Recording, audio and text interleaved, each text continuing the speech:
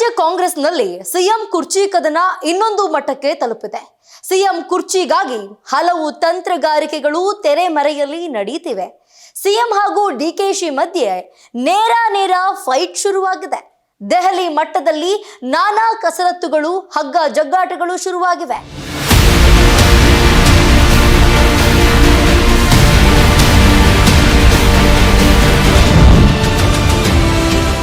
ಬಂಡೆಯನ್ನ ಕಟ್ಟಿಹಾಕಲು ಚಕ್ರವ್ಯೂಹ.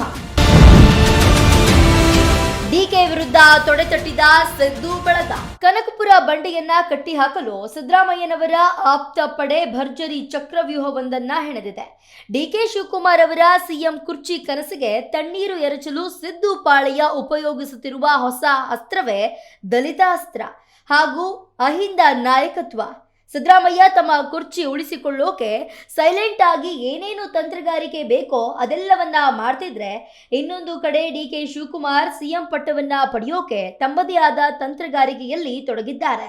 ಮೇಲ್ನೋಟಕ್ಕೆ ಸಿದ್ದರಾಮಯ್ಯ ಸಿಎಂ ಕುರ್ಚಿ ಬಗ್ಗೆ ಹೆಚ್ಚು ತಲೆ ಕೆಡಿಸಿಕೊಳ್ಳದೆ ತಮ್ಮ ಪಾಡಿಗೆ ತಾವು ಬಜೆಟ್ ತಯಾರಿಯಲ್ಲಿ ಬ್ಯುಸಿ ಇರುವಂತೆ ಕಂಡು ಬಂದ್ರು. ಸಿದ್ದು ಆಪ್ತರು ಮಾತ್ರ ಡಿಕೆಶಿ ವಿರುದ್ಧ ತೊಡೆತಟ್ಟಿ ನಿಂತಿದ್ದಾರೆ. ಸಿದ್ದರಾಮಯ್ಯ ಬಣ ಫುಲ್ ಆನ್ ಆಕ್ಟಿವ್. ದೆಹಲಿಯಲ್ಲೇ ಸಾಹುಕಾರ್ ಗೇಮ್ ಪ್ಲಾನ್. ಇತ್ತೀಚೆಗಷ್ಟೇ ಡಿಸಿಎಂ ಡಿಕೆ ಶಿವಕುಮಾರ್ ದೆಹಲಿ ಯಾತ್ರೆ ಕೈಗೊಂಡು ಹೈಕಮಾಂಡ್ ನಾಯಕರನ್ನು ಭೇಟಿಯಾಗಿ ಬಂದಿದ್ರು. ಡಿಕೆಯ ದೆಹಲಿ ಪ್ರವಾಸದ ಬೆನ್ನಲ್ಲೇ ಸಿದ್ದರಾಮಯ್ಯ ಬಣದ ನಾಯಕರು ಫುಲ್ ಆಕ್ಟಿವ್ ಆಗಿದ್ದಾರೆ. ಡಿಕೆ ಬಳಿಕ ಸಚಿವ ಸತೀಶ್ ಜಾರಕಿಹೊಳಿ ಕೂಡ ದೆಹಲಿಗೆ ಪ್ರಯಾಣ ಬೆಳೆಸಿದ್ರು. ಜಾರಕಿಹೊಳಿ ಹಾಗೂ ಸಚಿವ ಕೆಎನ್ ರಾಜಣ್ಣ ಇಬ್ಬರು ಎಐಸಿಸಿ ಅಧ್ಯಕ್ಷ ಮಲ್ಲಿಕಾರ್ಜುನ್ ಖರ್ಗೆ ಅವರನ್ನು ದೆಹಲಿಯಲ್ಲಿ ಭೇಟಿಯಾಗಿ ರಾಜ್ಯ ರಾಜಕಾರಣದ ಬಗ್ಗೆ ಚರ್ಚೆಯನ್ನ ಮಾಡಿದ್ದಾರೆ. ಸಿಎಂ ಬದಲಾವಣೆ ಆದರೆ ಪಕ್ಷಕ್ಕೆ ಆಗುವ ಡ್ಯಾಮೇಜ್ ಹಾಗೂ ಬದಲಾವಣೆ ಅನಿವಾರ್ಯವಾದರೆ ದಲಿತ ಸಿಎಂ ಮಾಡಲೇಬೇಕು ಎನ್ನುವ ಹಕ್ಕೊತ್ತಾಯವನ್ನ ಮುಂದಿಟ್ಟಿದ್ದಾರೆ ಎನ್ನಲಾಗಿದೆ. ಅಷ್ಟೇ ಅಲ್ಲದೆ ಕೆಪಿಸಿಸಿ ಅಧ್ಯಕ್ಷ ಸ್ಥಾನದ ಮೇಲೂ ಕಣ್ಣಿಟ್ಟಿರುವ ಬೆಳಗಾವಿ ಸಾಹುಕಾರ್ ಡಿಕೆಶಿಯಿಂದ ಅಧ್ಯಕ್ಷಗಿರಿ ಕಸಿದುಕೊಳ್ಳೋಕೆ ದೆಹಲಿಯಲ್ಲೇ ದಾಳವನ್ನ ಉರುಳಿಸಿದ್ದಾರೆ. ಸಿಎಂ ಸಿದ್ದರಾಮಯ್ಯ ಬೆನ್ನಿಗೆ ಆಪ್ತರ ಬಲ. ಕಂಗಾಲಾದ ಡಿಸಿಎಂ ಡಿಕೆ ಶಿವಕುಮಾರ್ ಬಣ. ಸಿದ್ದರಾಮಯ್ಯ ಬಣದ ಒಂದೊಂದು ಹೊಸ ಅಸ್ತ್ರಕ್ಕೂ ಡಿಕೆ ಬಣ ದಿಕ್ಕೇ ತೋಚದಂತೆ ಕಂಗಾಲಾಗಿದೆ. ಸಿಎಂ ಸಿದ್ದು ಆಪ್ತರಾಗಿರುವ Satish Jarkiholi, HC Mahadevappa, KN Rajanna, KH Muniyappa Siddaramaiah ಬೆನ್ನಿಗೆ ಬಲವಾಗಿ ನಿಂತಿದ್ದಾರೆ. ಇದೇ ಟೀಮ್ ಡಿಕೆಶಿಗೆ ಸಿಎಂ ಸ್ಥಾನ ಒಲಿಯದಂತೆ ತಡೆಯಲು ದಲಿತ ಸಿಎಂ ಅಸ್ತ್ರವನ್ನ ಹೂಡಿದೆ. ರಾಜ್ಯದಲ್ಲಿ ಕಾಂಗ್ರೆಸ್ ಪಕ್ಷಕ್ಕೆ ಬಹುದೊಡ್ಡ ಶಕ್ತಿ ಎಂದ್ರೆ ಅದು ಅಹಿಂದ. ಈ ಅಹಿಂದ ಮತ ಬ್ಯಾಂಕ್ ನಂಬಿರುವ ಕಾಂಗ್ರೆಸ್ ಹೈಕಮಾಂಡ್ ಎದುರು ಸಿದ್ದರಾಮಯ್ಯ ಬಣ ಬಳಸ್ತಿರೋ ಅಸ್ತ್ರವೇ ದಲಿತ ಸಿಎಂ. ಹೀಗಾಗಿ ಯಾವುದೇ ಕಾರಣಕ್ಕೂ ಸಿದ್ದು ಆಪ್ತರ ಬೇಡಿಕೆಯನ್ನ ಕಾಂಗ್ರೆಸ್ ಹೈಕಮಾಂಡ್ ಕಡೆಗಣಿಸುವಂತಿಲ್ಲ. ಈ ಹಿಂದೆಯೂ ಕೂಡ ನಾಯಕತ್ವ ಬದಲಾವಣೆ ಮುನ್ನೆಲೆಗೆ ಬಂದಾಗಲೆಲ್ಲ ಇದೇ ರೀತಿ ದಲಿತ ಸಿಎಂ ಅಸ್ತ್ರವನ್ನೇ ಪ್ರಯೋಗ ಮಾಡಲಾಗಿತ್ತು.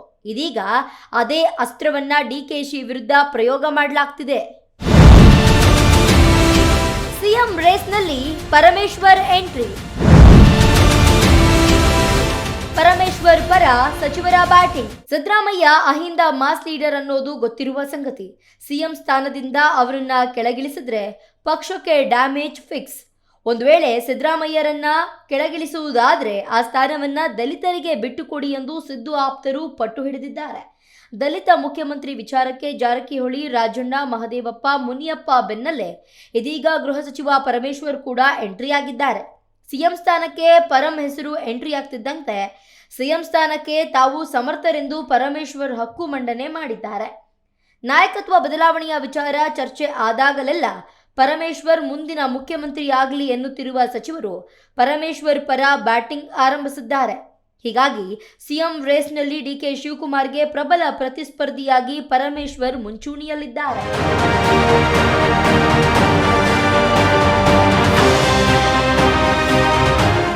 ಮುಖ್ಯಮಂತ್ರಿ ರೇಸ್ನಲ್ಲಿ ತಮ್ಮ ಹೆಸರಿರುವ ಬಗ್ಗೆ ಪ್ರತಿಕ್ರಿಯಿಸಿದ ಗೃಹ ಸಚಿವ ಪರಮೇಶ್ವರ್, ನನ್ನ ಹೆಸರು ಕೂಗಿದ ತಕ್ಷಣ ಏನೂ ಆಗಲ್ಲ, ಹಾಗಂತ ಅದು ತಪ್ಪು ಅಂತಾನೂ ಹೇಳಕ್ಕಾಗಲ್ಲ. ನಾನು ಒಬ್ಬ ಪಕ್ಷದ ಶಿಸ್ತಿನ ಸಿಪಾಯಿ.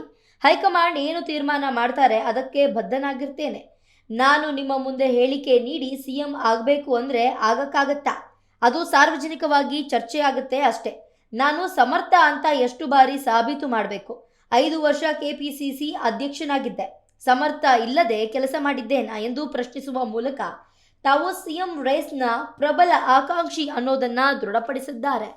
ಇನ್ನೂ ಹೆಚ್ಚು ಗೊಂದಲ ಮಾಡೋದಕ್ಕೆ ತಯಾರಿಲ್ಲ. ಅನೇಕರು ನನ್ನನ್ನು ಪ್ರಶ್ನೆ ಕೇಳ್ತಾರೆ, ತಾವು ಕೇಳಿದಾಗ ಕೇಳ್ತಾರೆ.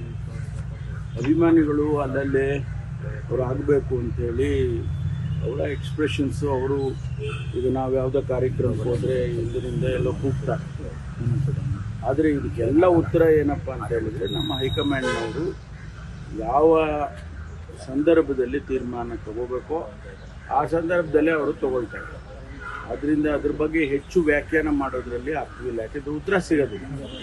ಉತ್ತರ ಸಿಗಬೇಕಾಗಿರೋದು ಹೈಕಮಾಂಡ್ನವ್ರು ಏನು ತೀರ್ಮಾನ ಮಾಡ್ತಾರೆ ಅದನ್ನ ಮಾಡ್ತಾರೆ. ಆದ್ರೆ ಸರ್, ಶಾಸಕರುಗಳು ಅವರವರ ನಾಯಕರುಗಳಿಗೆ ಲಾಬಿ ಮಾಡ್ತಿದ್ದಾರೆ, ನಿಮಗೆ ಕಾರ್ಯಕರ್ತರು ಲಾಬಿ ಮಾಡ್ತಿದ್ದಾರೆ, ನಿಮ್ಮ ಫ್ಯಾನ್ ಫಾಲೋವರ್ಸ್ ಲಾಬಿ ಮಾಡ್ತಿದ್ದಾರೆ. ಲಾಬಿ ಅನ್ನೋದಕ್ಕಿಂತ ಅವ್ರ ಅಭಿಪ್ರಾಯ ತಿಳಿಸ್ತಿದ್ದಾರೆ. ನಾನು ಯಾವ ಲಾಬಿನೂ ಮಾಡಕ್ಕೆ ಹೋಗಿಲ್ಲ. ನೀವು ಹೇಳೋದು ನಿನ್ನೆ ಕೇಳಿಲ್ವ? ನನಗೆ ಒಂದು ಪ್ರಶ್ನೆ ಕೇಳಿದ್ರು, ನೀವು ಡೆಲ್ಲಿಗೆ ಹೋಗ್ತಾ ಇಲ್ಲ.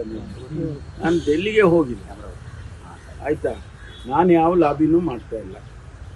ಇಲ್ಲಿ ನಮ್ಮ ವೆಲ್ ವಿಷರ್ಸು ಅವರ ಎಕ್ಸ್ಪ್ರೆಷನ್ಸ್ ಮಾಡಿರ್ಬೋದು, ಅದನ್ನು ನಾನು ಮಾಡಬೇಡಿಯಪ್ಪ ಅಂತ ಹೇಗೆ ಹೇಳೋದು, ಮಾಡಬೇಡಿ ಅಂತ ಹೇಳಿದ್ದೇನೆ. ಎರಡು ಸಾರಿ ನಾನು ಅದನ್ನೆಲ್ಲ ಮಾಡೋಕ್ಕೆ ಹೋಗ್ಬೇಡ್ರಿ ಅಂತ ಬೈದಿದ್ದೀನಿ ಅವ್ರಿಗೆ.